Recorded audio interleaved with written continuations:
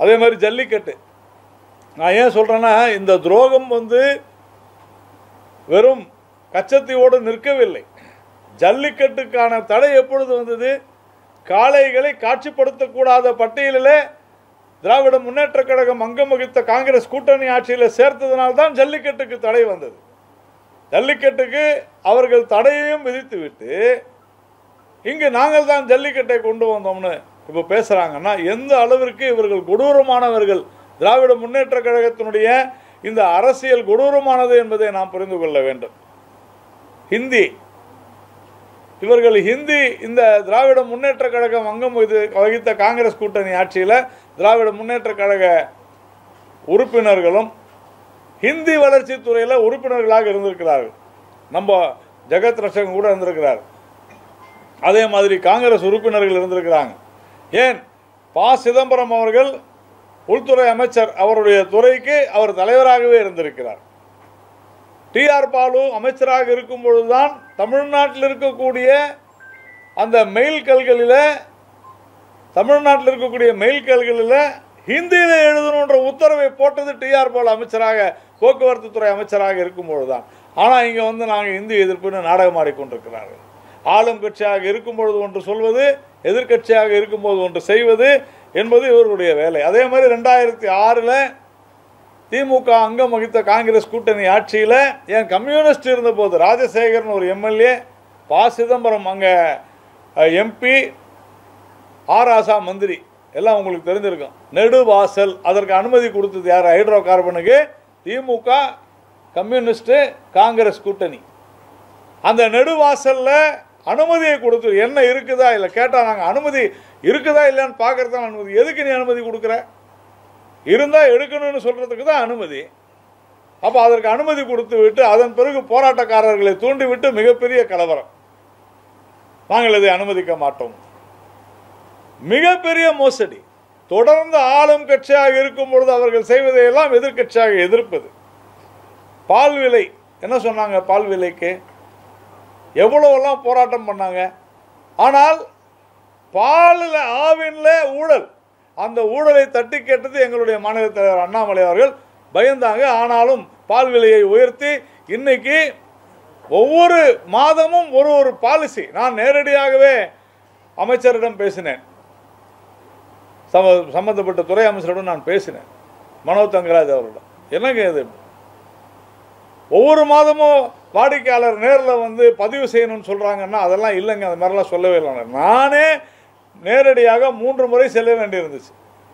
அந்த அளவிற்கு குளறுபடி பால் விலையில் மிக அதிகமாக உயர்த்தி இருக்கிறார்கள். பால் அந்த அளவையும் குறைத்திருக்கிறார்கள். அதே போல் கல்வி கடன், நாங்கள் ஆட்சிக்கு வந்தால் கல்வி கடனை ரத்து செய்வோம்னு சொன்னாங்க. இது வரைக்கும் செஞ்சாங்களா? ரொம்ப சிம்பிளுங்க. கல்வி கடனை ரத்தெல்லாம் செய்ய முடியாது. என்ன செய்யலாம்னா, அரசாங்கம் அந்த கல்வி கடன் யார் வாங்கியிருக்கிறாங்களோ அவங்க பேரில் பணத்தை பேங்க்கில் போட்டுருவாங்க. மாநில அதாவது மாநில அரசுக்கு பொதுத்துறை வங்கிகளில் வாங்கின கடனை ரத்து செய்ய அதிகாரம் இருக்குதா?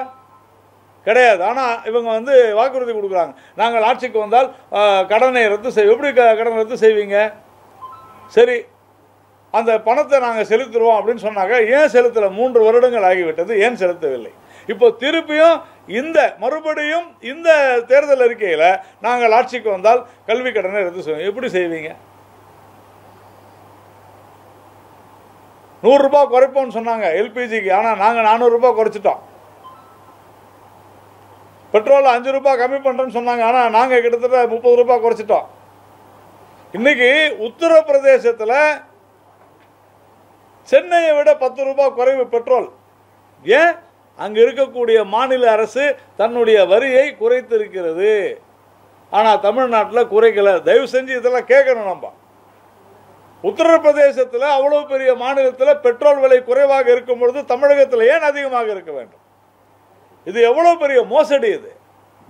அதே போல போதைப் பொருள் இன்றளவு நேற்று பாருங்க அவ்வளோ பேசினார் டைரக்டர் அமீர். இன்னும் நிறைய பேர் மாட்டுவாங்க. இன்னும் நிறைய பேர் லைனில் வந்துக்கிட்டு தான் இருப்பாங்க. உடனே கேட்குறாங்க என்னன்னு, அமலாக்கத்துறை, வருமான வரித்துறை, சிபிஐ இதையெல்லாம் வச்சு எங்களை மிரட்டுறாங்க. உங்களை ஏங்க யாருங்க மிரட்ட போகிறோம்? இப்போ நாமெல்லாம் உட்காந்துருக்குறோம், நம்ம வீட்டுக்கு என்ன வருமான வரித்துறையும் அமலாக்கத்துறையும் சிபிஐ வருதா என்ன? நம்மளும் ஒரு அங்கம் தானே. யார் வரி ஏய்ப்பு செய்கிறார்களோ அவர்கள் வீட்டுக்கு வருமான வரித்துறை செல்லும். யார் மோசடி செய்கிறார்களோ அவர்கள் வீட்டுக்கு சிபிஐ செல்லும். யார் சட்டவிரோத பணப்பரிமாற்றம் செய்கிறார்களோ அவர்கள் வீட்டுக்கு அமலாக்கத்துறை செல்லுங்க. அமலாக்கத்துறைக்கும் சிபிஐக்கும் வருமான வரிக்கும் தேர்தல் காலம், சனிக்கிழமை ஞாயிற்றுக்கிழமை லீவு இதெல்லாம் கிடையாது. தன்னாட்சி பெற்ற நிறுவனங்கள் அவை. அரசாங்கமாக அவை நீங்கள் இது செய்ய வேண்டும் செய்யக்கூடாது என்று சொல்ல முடியாது. 365 நாட்களும் அவர்களுக்கு அதிகாரம் இருக்கிறது. 9 முறை அரவிந்த் கெஜ்ரிவாலுக்கு 9 முறை சம்மன் அனுப்பியும் நேரில் ஆஜராகாதவர் முதலமைச்சர் என்ன 2 கொம்பு முளைச்சிருக்குதா என்ன?